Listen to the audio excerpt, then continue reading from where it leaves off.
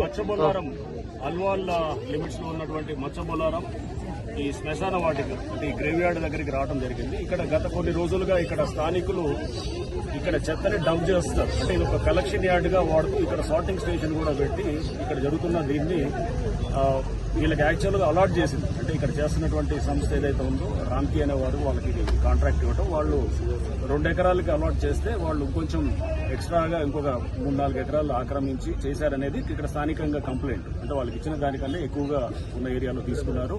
Plus చెత్త dump చేయడం వల్ల ఇక్కడ వీళ్ళకి ఇక్కడ కొంత ఇబ్బందులు వస్తున్నాయి ఉన్నట్టు చుట్టుపక్కల ఉన్న కాలనీస్ అనేది కూడా దట్ వాజ్ అనదర్ కంప్లైంట్.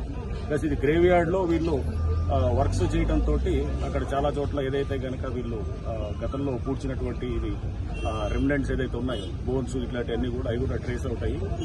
దాంతో కొంత ఇబ్బందిగా ఉన్నది అనేటువంటిది ఈ కంప్లైంట్స్ నేపథ్యంలో ప్లస్ రాజకీయ ప్రతినిధులు కూడా గత ఎక్స్ ఎమ్మెల్యే గారు మైనపల్లి హనుమంతరావు గారు, ప్రస్తుత ఎమ్మెల్యే గారు రాజశేఖర రెడ్డి గారు, ప్రస్తుత ఎంపీ గారు ఈటల రాజేందర్ గారు, ఇక్కడ ఇది మన మల్కాజ్గిరి ఎంపీ గారు, వీరందరూ కూడా రిప్రజెంట్ చేయడం జరిగింది.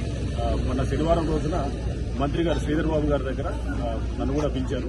ఈటల రాజేందర్ గారు ఎంపీ గారు వచ్చినప్పుడు కూడా పిలిచినప్పుడు అక్కడ కూడా మీటింగ్ అయింది.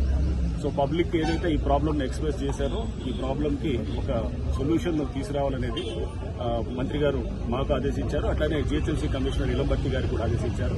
సో ఈ నేపథ్యంలో ఇక్కడికి రావడం జరిగింది. సో దీన్ని తప్పకుండా రిజాల్వ్ చేస్తాము. రిజాల్వ్ చేసి దీనికి అంత డిస్కషన్ మీద రిజాల్వ్ చేసి పబ్లిక్ ఏదైతే వాళ్ళ కన్సర్న్స్ ఉన్నాయో అన్నింటినీ కూడా తప్పకుండా అడ్రస్ చేసి దానికి చేస్తాము. సో అప్పటిదాకా ఇక్కడ ఏదైతే కన్స్ట్రక్షన్ యాక్టివిటీ జరుగుతుందో ఆ కన్స్ట్రక్షన్ యాక్టివిటీ కూడా జరగకుండా ఆపాలని చెప్పి కూడా మేము